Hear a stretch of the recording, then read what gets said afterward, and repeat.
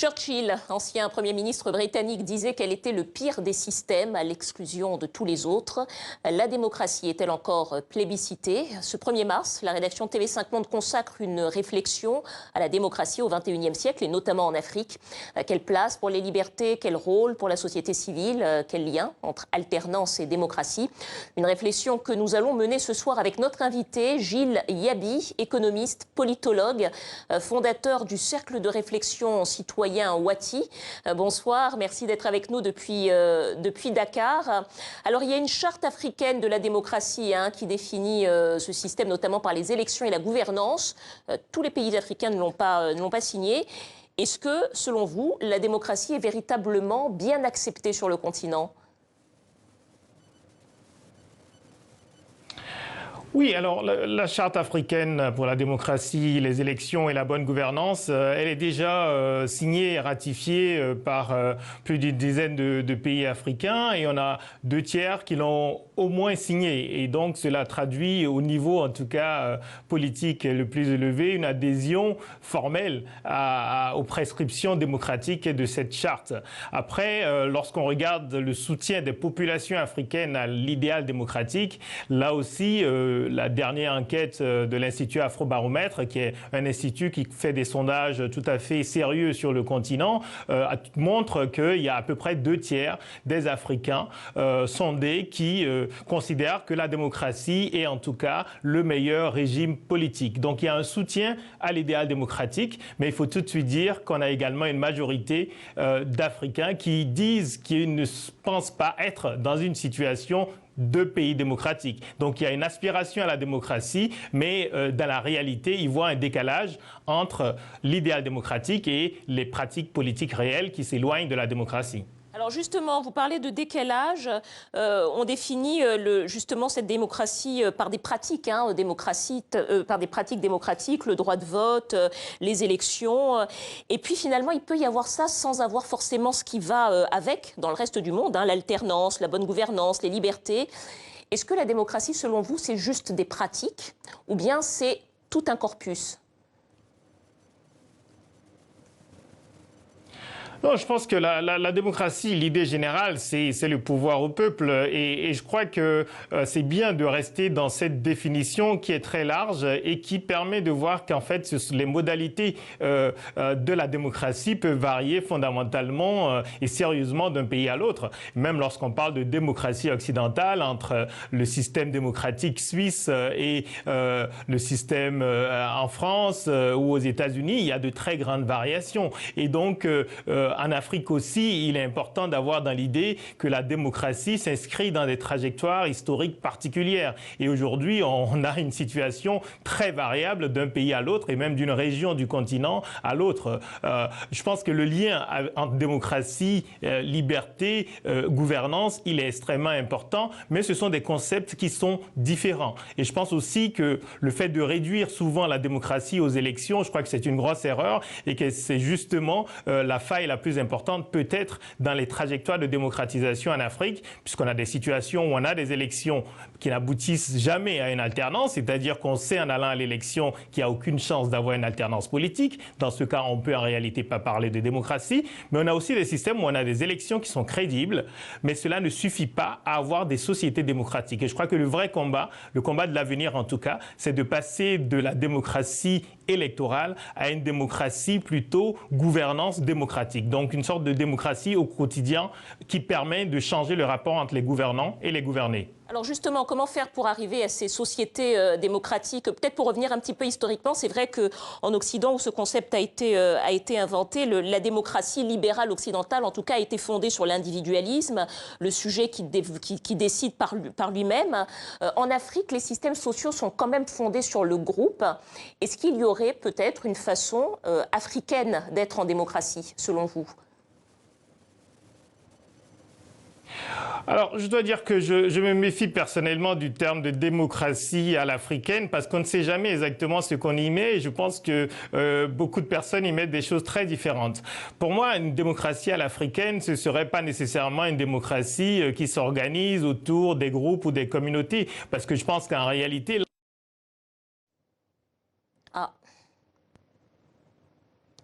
On va essayer de reprendre contact avec Monsieur Gilles Yaby. Le faisceau n'est plus avec nous. On va peut-être montrer un autre reportage d'Antoine Delpierre qui nous dresse une sorte d'état des lieux de nos démocraties. Démocraties remises en question, bousculées ces dernières années dans plusieurs pays, notamment dans l'Union européenne, au Brésil, en Italie, avec des gouvernements populistes aussi. Mais est-ce que la démocratie dite libérale est en péril? Reportage, explication d'Antoine Delpierre. La démocratie serait-elle partie en vacances, loin de tout, laissant le monde au vague à l'âme qui s'empare de lui? It's wrong. It's wrong. It's just a lie. It's all a lie. They say walls don't work. Walls work 100%. Hani demokrasi? Hani demokrattınız? Bu ne iştir? Je ne veux pas appartenir à une génération de somnambules. Je ne veux pas appartenir à une génération qui aura oublié son propre passé ou qui refusera de voir les tourments de son propre présent. 30 ans après la chute du mur, l'histoire se répète-t-elle? Des États-Unis de Trump à la Hongrie d'Orban, les nations se barricadent derrière leurs frontières. Du Brésil de Bolsonaro aux Philippines de Duterte, en passant par l'Italie de Salvini, les populistes de tous bords l'emportent. Leur promesse, faire tomber les élites et rétablir la seule, la vraie Democracy. Demokrasi. Mais ces démocraties qu'ont-elles à voir avec l'idée qu'on s'en faisait au siècle d'avant? Chaque jour, ces dirigeants en érodent un peu plus ces garde-fous. Presse, associations, liberté d'expression, droit de vote. Un démontage méticuleux, prudent, parfois violent, mais progressif, morceau par morceau. Le coup d'État, mais permanent. Ces leaders qui misent beaucoup sur le culte de la personnalité et le tous pourri. Tömeges migráció növekvő terrorveszéllyel jár. Világos, mint a nap. Dans les autres démocraties, les peuples sont en proie au doute. Alors que les Britanniques se retirent, les Français s'interrogent. Et les Allemands se font peur avec des discours néo-nazis. En Afrique, les élections s'enchaînent. Mais le continent compte autant de démocraties défectueuses que de régimes autocratiques. But given the strange and uncertain times that we are in, maybe it would be useful to step back for a moment and try to get some perspective. Mais alors, quel modèle adopter? Puisque les États-Unis ne dirigent plus le monde, les regards se tournent vers les autoritarismes turcs, chinois, russes. De nouveaux modèles? Dans ce monde multipolaire, la démocratie se cherche. Sans exception, deviendra-t-elle la pire forme de gouvernement? Voilà, on a retrouvé la liaison avec Monsieur Gilles Yaby qui est à nouveau depuis Dakar avec nous. Alors, on avait commencé à évoquer tout à l'heure le rôle de la société civile pour investir l'espace politique et véritablement contrôler les élus. Est-ce que, d'après vous, cette société civile, comme on voit plusieurs mouvements sur le continent, est le signe d'une vitalité de la démocratie sur notre continent ? Oui, là, absolument. Le rôle de la société civile, il est fondamental.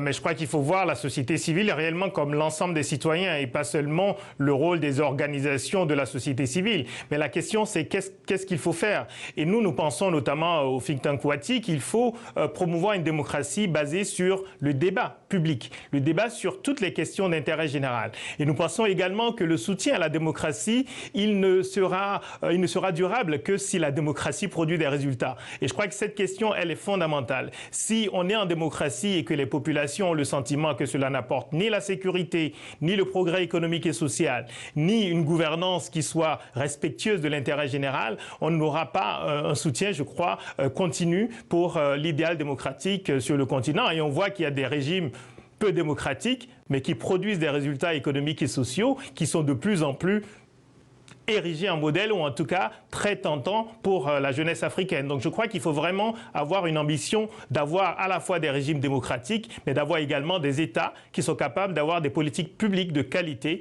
pour faire face aux défis qui sont énormes, ceux auxquels font face et feront face les générations africaines à venir. Merci à vous, Gilles Yaby, économiste, politologue, fondateur du Cercle de réflexion citoyen Wati. Merci, vous pouvez retrouver ces entretiens sur nos réseaux sociaux. C'est la fin de ce jour.